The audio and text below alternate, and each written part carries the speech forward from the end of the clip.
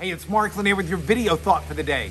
Okay, one of the fun things about doing these is, especially if you're looking at it on YouTube, a lot of you watch Facebook, Instagram, and that's great too, but in YouTube, there's a place where you can like it, where you can share it, or where you can subscribe, or where you can put comments. And I try really hard to pay attention to this. I tell you because a few weeks ago, I was doing Women of the Bible. I did 5 of them, Monday through Friday. And I got a comment by a young lady who said to me, Mr. Mark, would you do a week on children of the Bible? I said, absolutely, I will. So going out, special request this week, Monday through Friday, children of the Bible. And I thought I would start this morning with an interesting one out of the Old Testament. Now, this is a young boy named Ishmael. Ishmael was born to Abraham as his father, but his mother was a maidservant to Abraham's wife. Now, Abraham's wife, Sarah, couldn't get pregnant. And so, as was culturally done at the time, she gave her maidservant as a proxy to, in essence, bear a child that would be offspring for her husband, Abraham. Well, over time, Sarah herself was able to have her own child. And so this baby that had been born to the maidservant named Ishmael was kind of not the favored son anymore. Abraham still loved him, but Sarah wanted him gone. And so Hagar, the mother, and Ishmael, the son, were in essence kicked out. Now, Ishmael, they were given some food, they were given some water, but they're living a desert existence almost.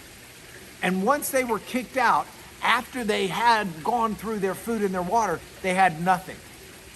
Ishmael at this time is probably 14, 15 years old.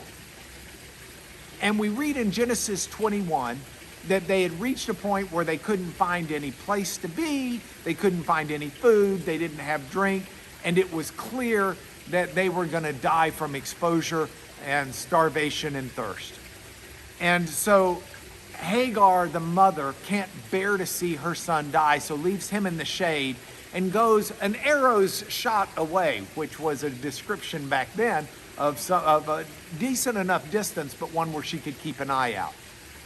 Well, while Hagar, of course, is praying, Ishmael, the 15-year-old boy, is seeking God's intervention.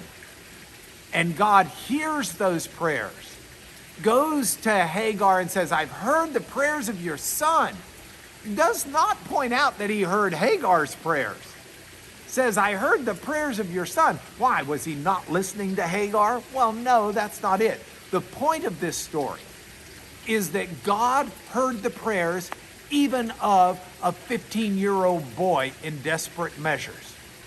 And God said, I'm not only going to rescue you, but I'm going to make a great nation of your son Ishmael. I am going to take care of him where Abraham and Sarah did not, where his mother could not.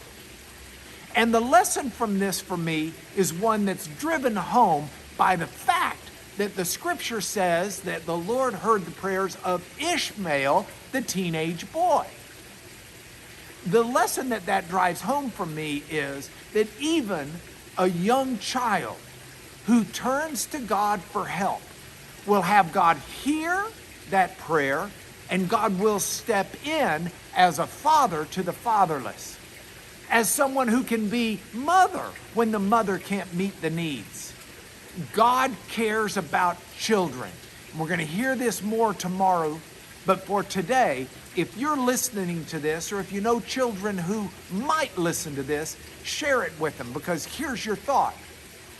God hears your cries, He hears your prayers, and He wants to show His love to you. And so we can seek out God with whatever's going on in our life at any age, with confidence that He's the Lord who hears and the Lord who provides. And that is your video thought for the day.